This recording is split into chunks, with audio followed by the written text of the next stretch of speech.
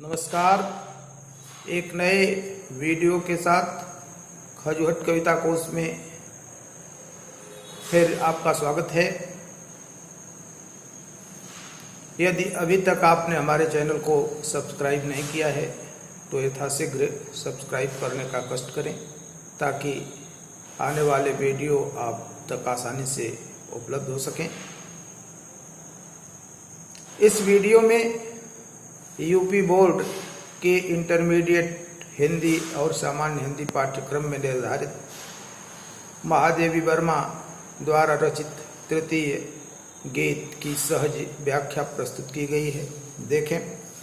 मैं नीर भरी दुख की बदली, अस्पंदन में चिर निस्पंद बसा, क्रंदन में आहत विश्व हंसा, नयनों में दीपक से जलते, पलकों में निर्झरणी मचली, मेरा पग पग संगीत भरा, श्वासों से स्वप्न पराग झरा, नभ के नवरंग बुनते दुकूल, छाया में मलय बयार पली, मैं क्षितिज भ्रकुट पर घिर धूमिल, चिंता का भार बनी अविरल, रज कण पर जल कण हो बरसी, नवजीवन अंकुर बन निकले, पथ को न मलिन करता आना, पद चिन्ह न दे जाता जाना, सुध मेरे आगमन की जग में, सुख की सिहरन हो अंत खिली, विस्तृत नभ का कोई कोना, मेरा न कभी अपना होना, परिचय इतना इतिहास यही, उमड़ी कल थी मिट आज चली। शब्दार्थ देख लें। नीर, नीर कहते हैं जल को। अस्पंदन, अस्पंदन माने गति, धड़कन। निस्पंद, निस्पंद माने स्थिरता, निःशब्दता, मौन, शांत इत्यादि भाव इसके। क्रंदन, क्रंदन माने रुदन, बिजली के अर्थ में गर्जन। आहत माने दुखी या घायल। निर्झरणी, निर्झरणी कहते हैं नदी को या जल की धारा।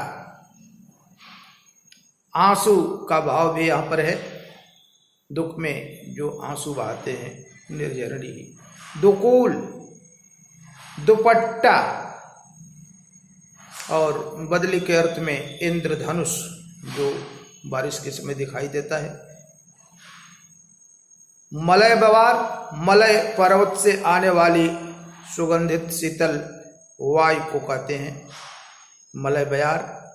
क्षितिज, क्षितिज वह स्थान है जहां पर धरती और आकाश मिलते हुए से दिखते हैं। धूमिल माने धोधली, अविरल माने निरंतर, मलिन माने मैला, पदचिन्ह पैरों के निशान, पैरों के चिन्ह। आगमन की माने आने की, सिहरन माने कंपन, विस्तृत माने विस्तीर्ण। तो कहा कि मैं नीर भरी दुख की बदली, मैं नीर भरी आंसुओं के जल से भरी हुई दुख की बदली हूं। इस गीत में महादेवी जी ने अपने दुखी जीवन की तुलना जल से भरी हुई बदली की है। कहती है मैं नीर भरी दुख की बदली, मैं आंसुओं के जल से भरी हुई दुख की बदली। जिस प्रकार बदली जल से भरी रहती है उसी प्रकार मेरी आंखें भी आंसुओं के जल से भरी रहती हैं। मेरे जीवन में दुख की बदली उमड़ उमड़ कर आती रहती है। अस्पंदन में चिर निस्पंद बसा। आगे महादेवी जी कह रही हैं कि जिस प्रकार बदली आकाश में निस्पंद, निस्पंद माने मौन, शांत भाव से गमन करती है, उसी प्रकार मेरा जीवन भी दुख के कारण सदा निस्पंद भाव से, शांत भाव से गति करता रहता है। क्रंदन में आहत विश्व हंसा। और कहते हैं कि जिस प्रकार बदली के गर्जना रूपी करुण क्रंदन को सुन करके प्यासा संसार उसे वर्षा के होने का संकेत समझ करके, संकेत मान करके प्रसन्न हो जाता है, उसी प्रकार गीतों के रूप में मेरे करुण क्रंदन को सुनकर के यह दुखी संसार अपने दुख को भूलकर हंसने लगता है। नयनों में दीपक से जलते, पलकों में निर्झरणी मचली। कह रही महादेवी जी कि जिस प्रकार बदली में विद्युत रूपी दीपक जलते रहते हैं और जल की निर्झरणी बहती रहती है, उसी प्रकार मेरी आंखों में भी विरह वेदना के दीप हमेशा जलते रहते हैं और आंसुओं की निर्झरणी मचलती रहती है, प्रवाहित होती रहती है, बहती रहती है। मेरा पग पग संगीत भरा। आगे महादेवी जी कह रही हैं कि जिस प्रकार कजली, मल्हार ये गीत हैं, आदि गीतों से बदली के समय वातावरण संगीतमय हो जाता है। वर्षा ऋतु में ये गीत कजरी नाम के, मल्हार नाम के गाए जाते हैं, वातावरण संगीत से गुंजायमान होता है। कहती है उसी प्रकार मेरा जीवन भी प्रतिपल संगीतमय रहता है, काव्यमय रहता है। श्वासों से स्वप्न पराग झरा। और कहती है कि जिस प्रकार बदली की चमक और गरज से फूलों के पराग झर जाते हैं, उसी प्रकार मेरी श्वासों से, निश्वासों से, दुख भरी आहों से प्रिय मिलन के कल्पनाओं के पराग झरते रहते हैं। नभ के नव रंग बिनते दुकूल। दुकूल माने दुपट्टा, वो बदली के अर्थ में इंद्रधनुष जो दिखाई पड़ता है। जिस प्रकार बदली के आगमन पर आकाश में इंद्रधनुष सुशोभित होता है, उसी प्रकार मेरा मन भी प्रिय विषयक बहुरंगी कल्पनाओं में डूबा रहता है। छाया में मलय बयार पली। और करेंगे कि जिस प्रकार बदली के आगमन पर मलय पर्वत से आने वाले शीतल सुगंधित मंद पवन के झोंके से लोग आनंदित हो जाते हैं, उसी प्रकार मुझको देखकर ही लोगों को हर्षानुभूति होने लगती है, आनंद की अनुभूति होने लगती है, प्रसन्नता होने लगती है। मैं क्षितिज भ्रिकुट पर घिर धूमिल, चिंता का भार बनी अविरल। अविरल माने निरंतर। रज कण पर जलकण हो बरसी, नवजीवन अंकुर बन निकली। कवित्री कह रही हैं कि जैसे क्षितिज पर छाई हुई धूमिल रंग की बदली जनमानस को अनेक चिंताओं से आशंकित बनाए रखती है, लेकिन वही जब धरती पर जल के रूप में बरस जाती है, तब नए नए अंकुरों को उगाकर सब में नवजीवन का संचार कर देती है।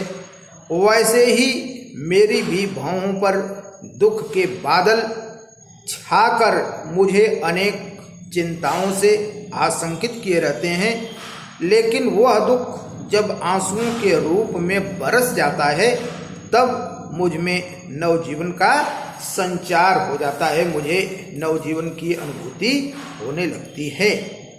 पथ को न मलिन करता आना, पद चिन्ह न दे जाता जाना, सुध मेरे आगमन की जग में सुख की सिहरन हो अंत खिली। इन पंक्तियों में कवित्री कह रही है कि जैसे बदली के छा जाने से आकाश मार्ग मलिन नहीं होता है, पथ को न मलिन करता है, तथा उसके जाने के बाद उसका कोई भी चिन्ह शेष नहीं रह जाता। पद चिन्ह न दे जाता जाना। लेकिन कहते हैं कि उसके आगमन की सूचना मात्र से ही लोगों में प्रसन्नता की लहर दौड़ जाती है। वैसे ही कहती हैं कि सुध मेरे आगमन की जग में सुख की सिहरन हो। अंतखिली कह रही हैं कि मेरे भी इस संसार में आने से बदली की भांति ही न तो यह संसार मलिन हुआ है और न ही मेरे जाने के बाद मेरा चिन्ह कोई शेष रह जाएगा।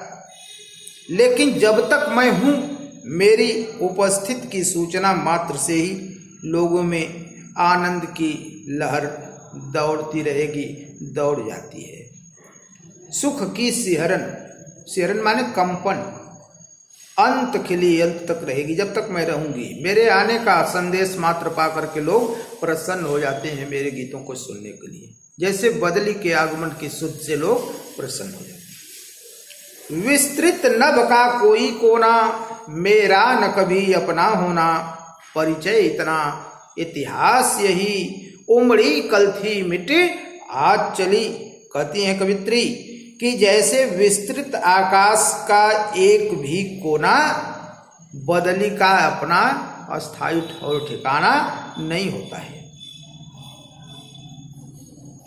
और परिचय इतना इतिहास यही, उसका यही परिचय होता है, यही इतिहास होता है कि कल उमड़ी थी आज चली गई।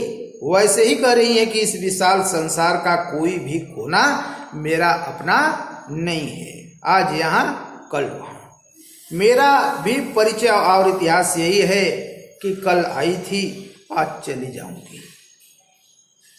काव्यगत सौंदर्य, भाषा खड़ी बोली है, शैली गीत शैली है, शब्द शक्ति लक्षणा गुण माधुर्य रस वियोग श्रृंगार है, मुक्तक छंद है, अलंकारों में मानवीकरण, उपमा रूपक अनुप्रास पुनरुक्ति प्रकाश इत्यादि इत्यादि। धन्यवाद।